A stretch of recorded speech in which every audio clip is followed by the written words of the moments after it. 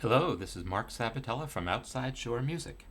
In this video, I'm going to talk about sight singing and use accidentals, sight singing of accidentals, and really I'm not going to talk about all possible accidentals. I'm going to talk about a very specific type of accidental that you're going to see a lot, so we might as well be able to put it into some context so we're not confused by it. So as I'm recording this, we're in December, it's approaching Christmas time, and a lot of people are singing Handel's Messiah, and this is a really good example of the kind of music that I'm going to be talking about here.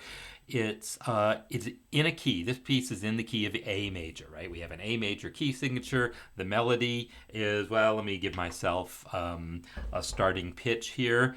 In the key of A, here's an A scale.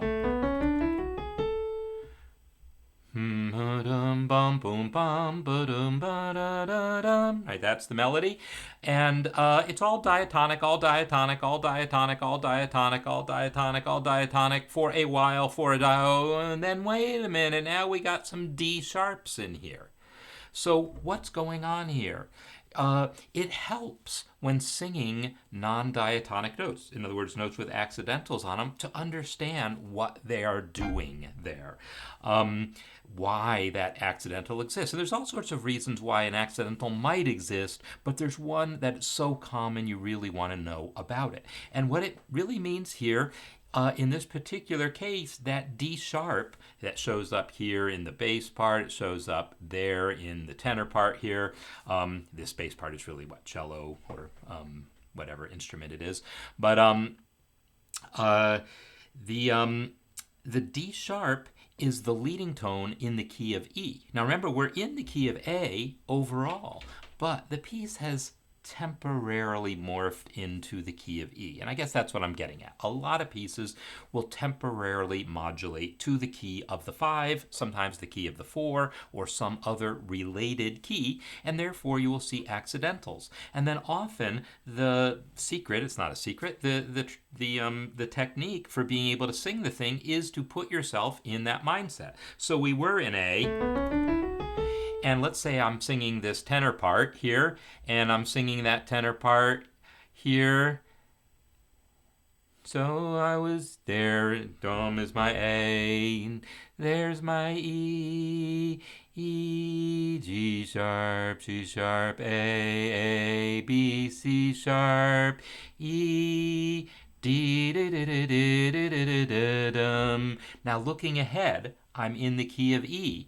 So I want to think about that. That's my B, and that is now scale degree 5, 5, 1, 1, 2, 3, 4, 5, 6, 7, 1, 3, 1, 4, 3, 2, 6, 6, 7, 1. And you'll notice I'm not using solfege syllables because it's not my language. My language is numbers. Feel free to use solfege instead. But my point is, of course, I'm a bass, so I'm singing everything an octave lower than written. But the point stands that, you know, during that first part, when it was an A, I was singing it in A and thinking about it in A. But once I saw that key change coming, I'm adjusting my thinking to the key of E and now resetting my brain. Now, can I do this when actually sight singing for the very first time? Yeah, a little bit I can. If it's not going by too fast, then I have a little time to prepare.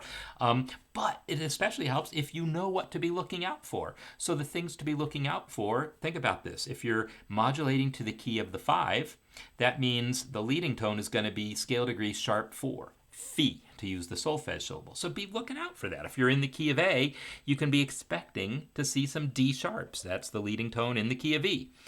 If we are ever going to modulate to, say, the relative minor from A to F sharp, you're going to see some E sharps, and be looking out for that. If you're going to modulate to the, say, the key of, you know, some other related key, the key of the 2, that's B minor, you might see an A sharp in there somewhere, right? So if you think ahead of time about what accidentals you might see and what keys they might indicate, this can allow you to prepare yourself to be able to sight sing better. So I don't know. It's not a magic trick. It's not going to solve the problem for you, but it gives you some context to help you understand what's going on in a way that can help you in your sight singing or just singing in general.